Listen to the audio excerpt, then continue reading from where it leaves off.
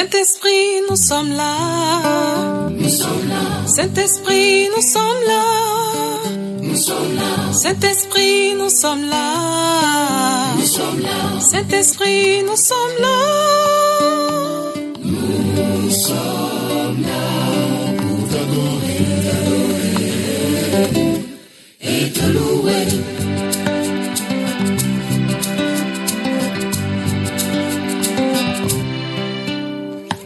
Holy Spirit, we are here. We are here. Holy Spirit, we are here. We are here. Holy Spirit, we are here. We are here. Holy Spirit, we are here. We are here to worship you.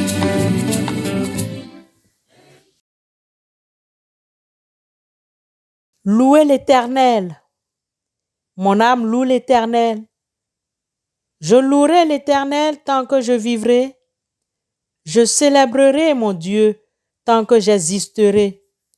Ne vous confiez pas aux grands, aux fils de l'homme qui ne peuvent sauver. Leur souffle s'en va, ils rentrent dans la terre, et ce même jour, leurs desseins périssent. Heureux celui qui a pour secours le Dieu de Jacob, qui met son espoir en l'Éternel son Dieu. Bien-aimés, à travers ces versets 1 à 5 du psaume 146, recevez nos salutations en Christ Jésus. Amen.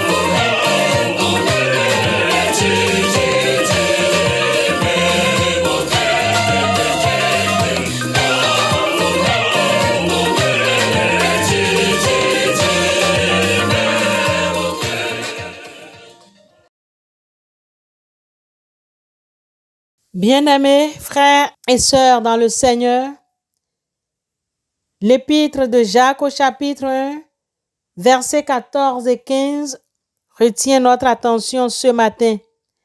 Jacques 1, 14 et 15. Là, nous lisons: « Mais chacun est tenté quand il est arrivé et amorcé par sa propre convoitise. Puis la convoitise, lorsqu'elle a conçu, enfante le péché, et le péché étant consommé, produit la mort. » Amen. Bien-aimés, combien le jeune homme se trompe au début de la vie. Tout est si brillant. Y a-t-il rien de plus beau qu'un lever de soleil? Ne promet-il pas toutes les joies pour une longue journée? Mais au chapitre 12, nous allons trouver la fin de la carrière, toutes les désillusions, toutes les déceptions de la vie. Ecclésiaste l'a bien signalé dans son chapitre 12. Peut-être a-t-elle été longue et très remplie. Elle finit par un cercueil. Le prédicateur n'est-il pas autorisé à dire, lui qui est arrivé au bout de ses expériences, que l'aurore est vanité? Il se livre aux choses qu'il pense peut-être être des plaisirs innocents.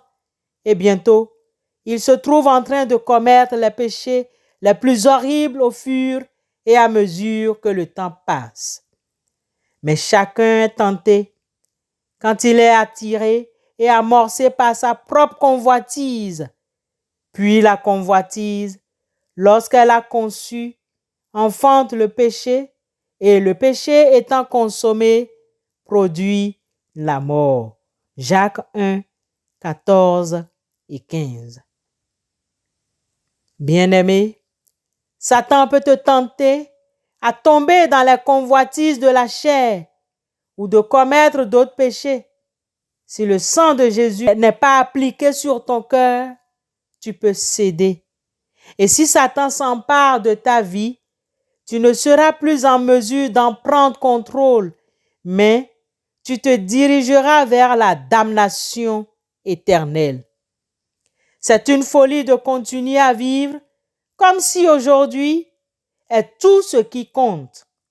C'est vrai que les jours de l'enfance, où l'on n'a pas de soucis, peuvent être les meilleurs de la vie. Mais même l'enfance et les jours de la jeunesse ne doivent pas être passés seulement dans le plaisir, dit Salomon, le prédicateur. Il dit que nous devons nous souvenir de notre Créateur pendant les jours de la jeunesse. L'une des raisons pour lesquelles les jeunes gens doivent chercher Dieu tôt dans la vie, c'est de pouvoir travailler pour le Seigneur et lui donner la vigueur de leur jeunesse dans son service. Pendant qu'un homme devient vieux, plus âgé et faible, ses mains tremblent souvent. Les gardiens de la maison tremblent. Il peut tomber malade et son dos peut se courber à cause de plusieurs années de dur labeur. Les hommes forts se courbent. Il peut perdre les dents. Celles qui meulent s'arrêtent parce qu'elles sont diminuées. Ses yeux peuvent devenir faibles et parfois il est même frappé de cécité. Ceux qui regardent par les fenêtres sont obscurcis. Souvent, les vieux ont besoin d'appareils acoustiques, de lunettes, de cannes, de béquilles et de dents artificielles pour surmonter leurs difficultés. Voir Ecclésiaste 12, 5. Pourquoi les jeunes doivent-ils chercher Dieu pendant leur jeunesse? Quelles sont les caractéristiques naturelles des jeunes? Bien-aimés, ils sont naturellement beaux, énergiques, habiles et pleins de ressources. Genèse 39, 6, Proverbes 20, 29, Néhémie 4, 6 et 17, 1 Samuel 16, 18. Quelles sont les choses qui peuvent détourner un jeune de la voie de la justice? L'influence des amis. 1 Corinthiens 15, 33. Le mauvais usage des innovations technologiques. Psaume 101, verset 3. 1 Corinthiens 6, 12. La mode. 1 Pierre 3, 3 et 4. La recherche du plaisir. Le sport, le cinéma, l'alcool, etc. Proverbe 21, 17. L'immoralité, c'est-à-dire la fornication, l'adultère et tout ce qui s'y trouve. Job 31 et Jacques 1, 14.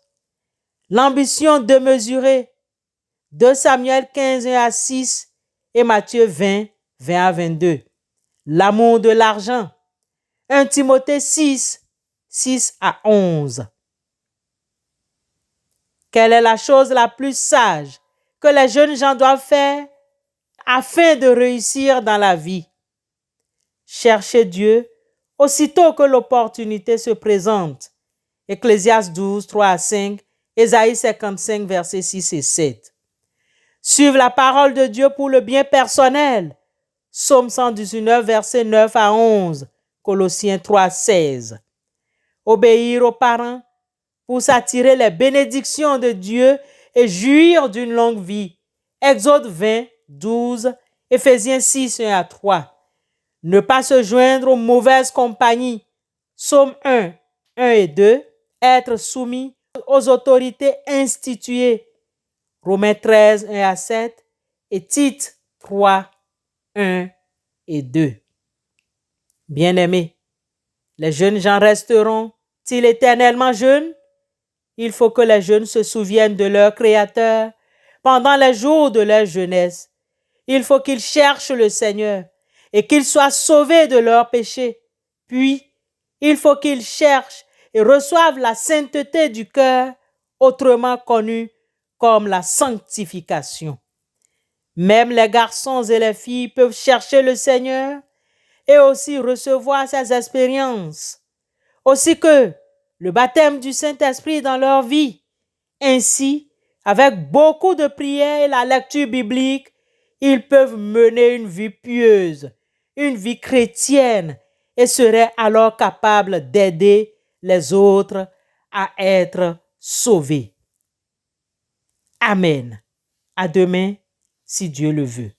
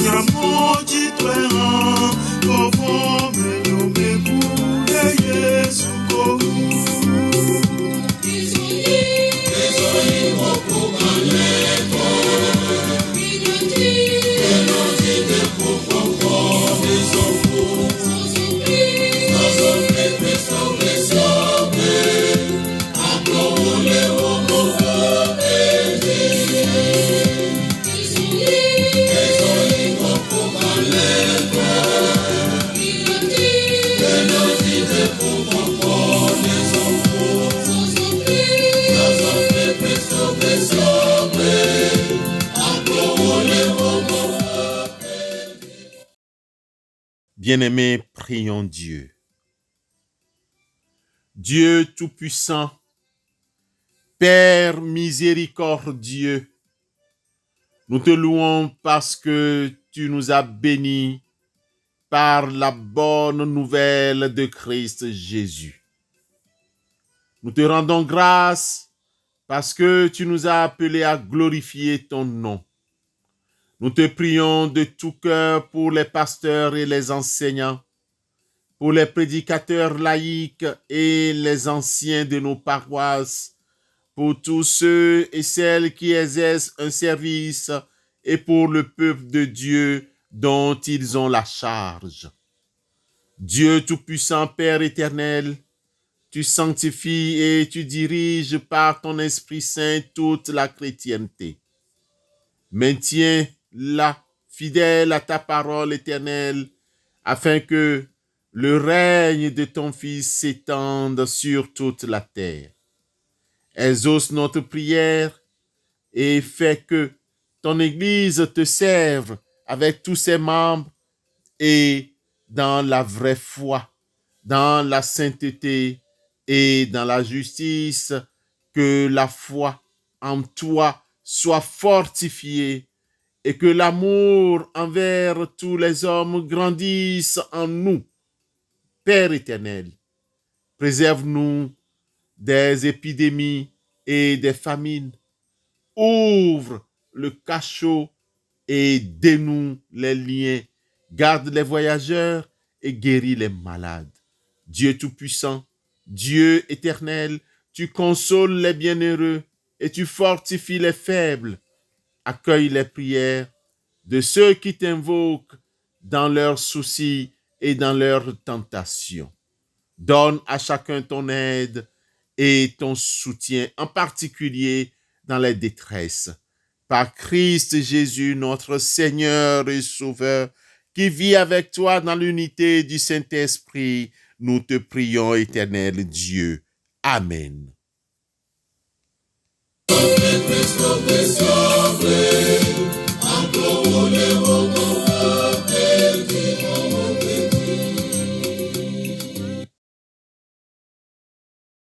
Recevons la bénédiction de la part du Seigneur.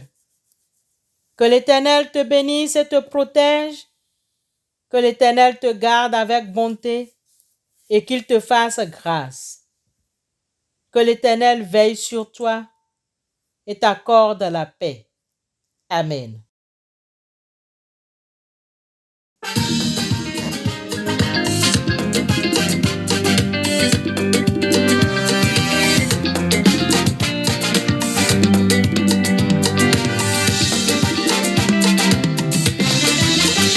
Wenyeji anga pesesela, osibe